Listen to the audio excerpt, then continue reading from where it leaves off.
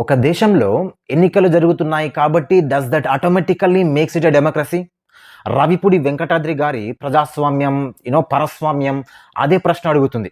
Because the democracy is not just about voting, it's about questioning power without fear.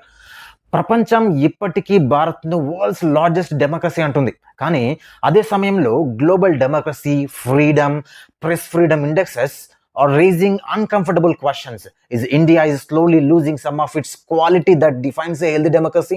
ఎందుకంటే ప్రజాస్వామ్యాన్ని కొలిచేది ఎన్నికలు మాత్రమే కాదు, ప్రజలు ఎంత స్వేచ్ఛగా మాట్లాడగలుగుతున్నారు, ఎంత స్వేచ్ఛగా ప్రభుత్వాన్ని ప్రశ్నించగలుగుతున్నారు అనేది కూడా ముఖ్యం.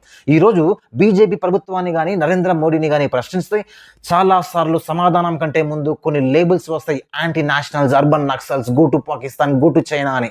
ఒకసారి ఆలోచించండి, since when did questioning the government become questioning the nation? రైతుల ఉద్యమాలు జరిగినప్పుడు, విద్యార్థుల నిరసనలు చేసినప్పుడు, పౌర హక్కుల కోసం ప్రజలు పోరాడినప్పుడు, వారి డిమాండ్లను చర్చించడానికి ముందు foreign funded తుకుడే gang, international conspiracy అనే ఆరోపణలు వినిపించడం చాలా సహజమైంది. దేశంలో అడిగిన ప్రశ్నలు వినడం కంటే వారిని దేశ శత్రువులుగా ముద్రించడమే సులభమైపోయింది ప్రభుత్వానికి. రావిపూడి వెంకటాద్రి హెచ్చరించిన ప్రమాదం ఇదే. When citizens stop questioning the power, democracy automatically weakens. But when power stops tolerating questions, democracy is in real danger. రాజ్యాంగం కంటే నాయకుడు గొప్పగా మారితే, సంస్థల కంటే వ్యక్తి పెద్దగా మారితే, విమర్శలను దేశద్రోహంగా చూస్తే that's not the sign of strong democracy. కాబట్టి అసలు ప్రశ్న డూ ఎలక్షన్స్ హ్యాపెన్ అనేది కాదు, can citizens criticise the government without fear?